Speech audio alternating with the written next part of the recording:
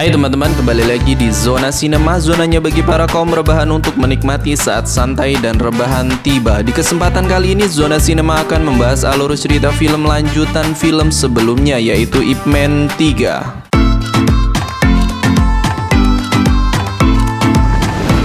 Di awal film diperlihatkan Ip Man yang sedang berlatih dengan kayunya. Di Hong Kong tahun 1959 diceritakan putra sulungnya sedang menempuh pendidikan di Foshan. Dia tinggal dan mengembangkan bela diri Wing Chun ditemani istri dan anak keduanya. Tak lama seorang pemuda bernama Bruce Lee datang kembali untuk belajar Wing Chun kepadanya.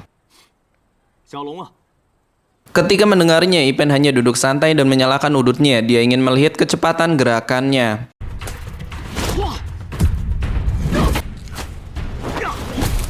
Setelah melihat kecepatan kakinya itu, Ip Man hanya mengatakan lumayan. Kesel nggak coba si Bruce Lee ini? Pikir dia mau dapat pujian, pala kata lumayan. Hah. Ip Man langsung membuka pintunya dan si Bruce Lee pun pergi. Di sebuah sekolah dasar, seorang bocah terlihat akan berkelahi. Yang memakai rompi hijau adalah Cheng Fong, sedangkan bocah berkaus putih adalah Ip Ching. Perkelahian itu membuat mereka sama-sama bonyok. Ip Ching adalah anak bungsu dari Ip Man, ibunya pun datang untuk mengobati luka mereka. Sedangkan Cheng Fong menunggu dijemput ayahnya. Ayahnya Cheng Fong seorang penarik becak. Kemudian Ip Man datang ke sekolah mengajak mereka pulang dan makan malam bersama. Tak lama ayah Fong bernama Cheng datang ke rumah Ip Man untuk menjemput anaknya. Scene berpindah ke sebuah arena pertarungan ilegal. Cheng ternyata sering bertarung di tempat ini.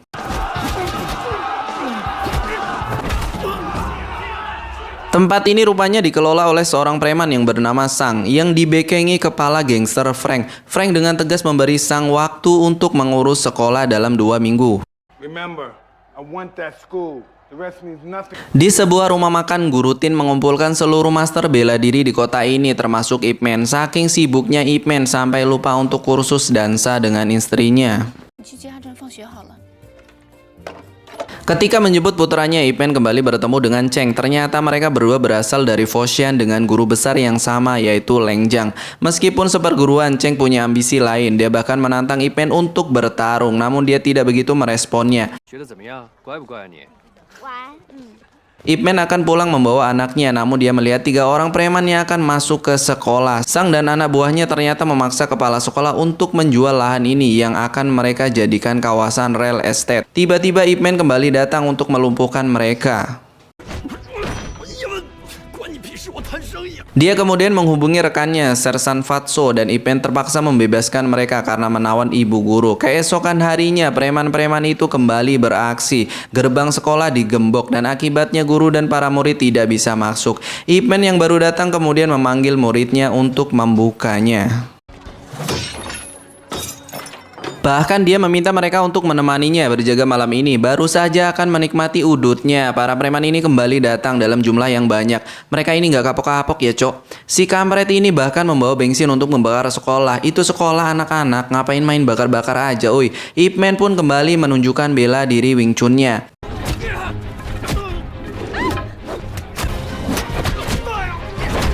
Tak lama Cheng yang sedang menarik penumpang melihat keributan di sekolah. Dia segera membebaskan kepala sekolah yang akan diculik. Tak mau kalah, dia mempraktekkan jurus yang sama untuk menghabisi kampret-kampret ini.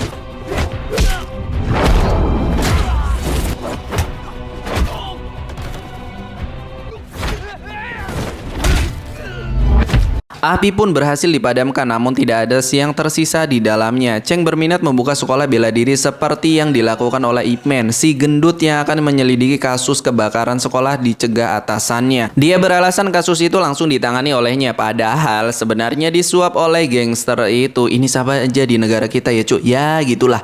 Lanjut, Ip Man dan muridnya setiap hari menjaga sekolah untuk menghindari serangan lanjutan. Di tempat lain, istri Ip Man datang ke toko untuk membeli obat sakit perut.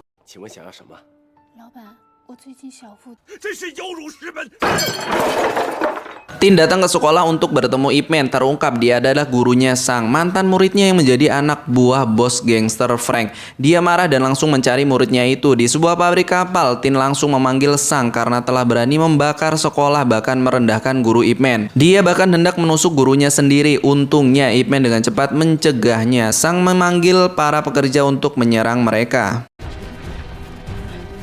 干什么？ Untungnya si gendut datang dan langsung menodongkan pistolnya. 你不信呐？来呀，臭小子！ Di pagi hari, istri Ip Man kembali mengeluh sakit. Dia datang ke dokter dan terkejutnya setelah dilakukan pemeriksaan ternyata dia mengidap kanker. Dia tidak kuasa menceritakan berita buruk ini kepada suaminya.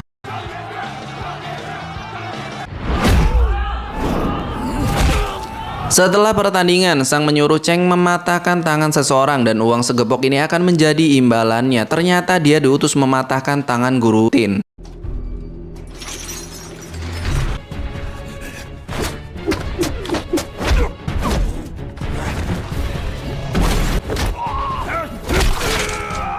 Saat akan berangkat ke sekolah, istrinya sudah bersiap untuk memberi kabar buruk. Namun tiba-tiba dia mendapat kabar dari rumah sakit. Guru Tin terluka parah. Ternyata petugas rumah sakit itu disuruh oleh Sang. Jadi ketika Ip Man ke rumah sakit, dia akan menyerang kembali sekolah. Tapi saat Ip Man sedang menjenguk Guru Tin di rumah sakit, Sang menculik beberapa murid yang harus ditebus dengan kepala sekolah. Istri Ip Man terkejut saat diberitahu murid suaminya. Sedangkan Ip Man sendiri langsung bergerak ke markas Sang untuk membebaskan anak-anak. 我让你带校长来，就带根竹竿来。校长马上来。先放了小朋友。 Ip Man dipaksa bersujud di hadapan mereka. Cheng yang mengetahui anaknya diculik datang juga. Sang langsung membebaskan, namun Cheng tidak punya malu. Dia tidak mau membantu anak Ip Man dan anak lainnya. Ip Man harus melawan 10 petarung sekaligus. Cheng baru sadar anaknya mengatakan teman-temannya masih berada di sana. Kenapa Cheng baru ngomong? Nggak dari tadi kamu, Cheng. Dia pun kembali dan langsung menghajar Sang dan anak buahnya. Bahkan semua pekerja galangan kapal itu membawa senjata mereka untuk melawan Ip Man dan Cheng.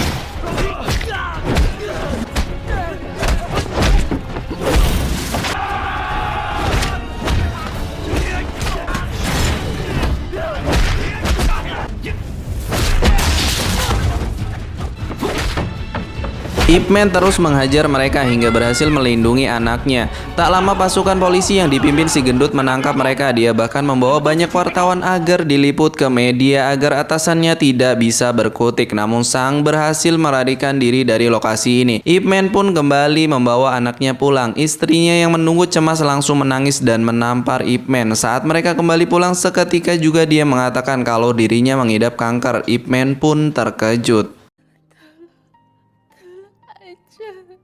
Mereka datang kembali ke dokter. Ternyata kanker itu telah menyebar luas. Tidak ada obat yang dapat menyembuhkannya. Dan waktu dia tersisa 6 bulan lagi. Frank yang geram mengutus ahli bela diri Muay Thai untuk menghabisi Ip Man. Sementara itu Ip Man mencoba membantu istrinya dengan datang ke pengobatan alternatif. Saat mereka masuk lift, si Jabrik muncul. Dia langsung melakukan penyerangan dan inilah yang terjadi.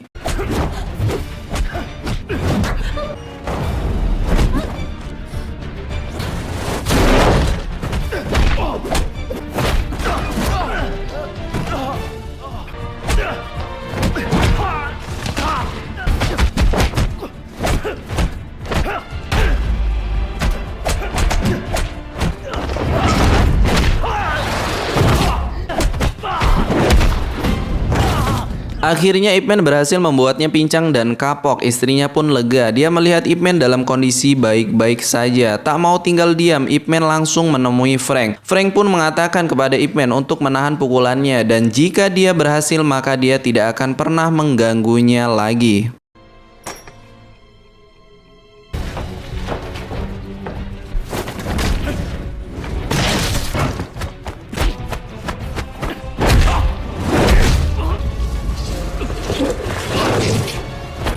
Awal pertarungan Ip Man dibuat kewalahan dengan leher beton ini. Ip Man kemudian mengubah strateginya untuk mengincar bagian kaki Frank dengan jurus 1000 pukulannya. Tapi tampaknya belum berhasil, malah dia yang tersungkur. Pertarungan pun kembali berlanjut.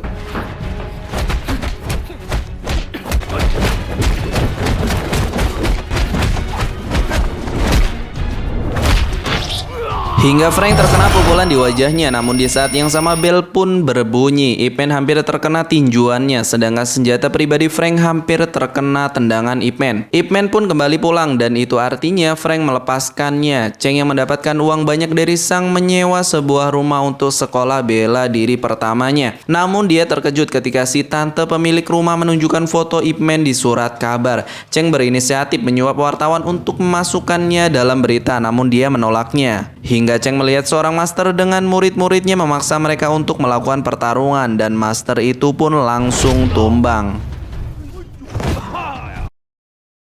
Beritanya dimuat di koran, dia pun mencari master-master lainnya agar dirinya semakin dikenal.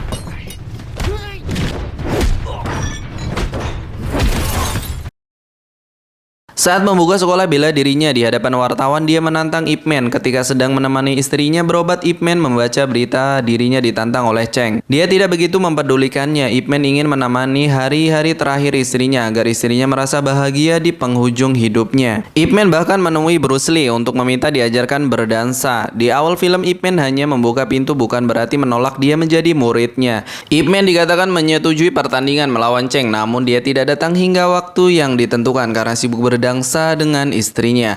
Panitia pun menobatkan guru besar Wing Chun kepada Cheng, namun murid Ip Man tidak terima hingga kericuhan pun terjadi. Saking asiknya berdansa, istri Ip Man sampai kehilangan kesadaran. Kondisinya memburuk dan dia harus dirawat di rumah sakit. Ip Man begitu setia menemaninya. Suatu hari istri Ip Man membuat surat untuk Cheng yang dititipkan kepada anaknya. Keinginan terakhirnya adalah membuat foto dengan ia dan anaknya. Ternyata istrinya telah mengatur jadwal pertarungan suaminya dengan Cheng dan dia ingin melihat suaminya ini berlatih dengan kayu kesayangannya itu. Ip Man melakukan itu untuk istrinya tercinta meskipun terasa tidak ada power sama sekali. Mereka datang ke sekolah bela diri Cheng yang tampak mewah, sementara itu istrinya menunggu di luar. Pertandingan ini digelar tanpa panitia, penonton, dan media. Pertarungan kemudian diawali dengan menggunakan tongkat.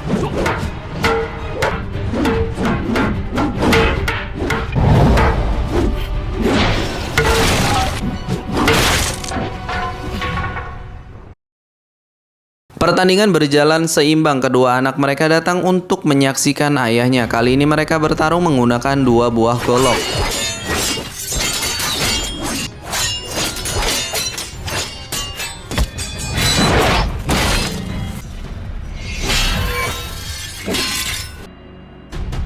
Pertarungan kembali seimbang hingga mereka menggunakan tangan kosong.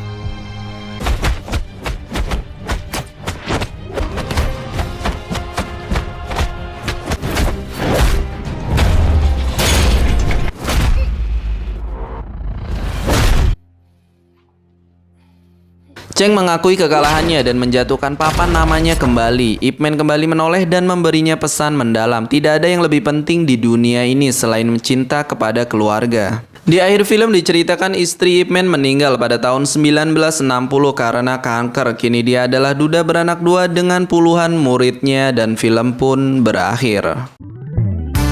Demikian alur cerita film dari Ip Man yang ketiga ini. Dari segi cerita yang dihadirkan Ip Man 3 ini tetap menarik untuk disaksikan di akhir pekan bersama keluarga. Banyak karakter baru yang ditampilkan dalam film ketiga ini. Kemudian pesan yang dapat diambil dalam film ini adalah sosok Ip Man yang begitu cinta terhadap istrinya hingga akhir hayatnya Ip Man berusaha untuk membahagiakan istrinya. Demikian alur cerita film kali ini. Zona Sinema undur diri. Bye bye.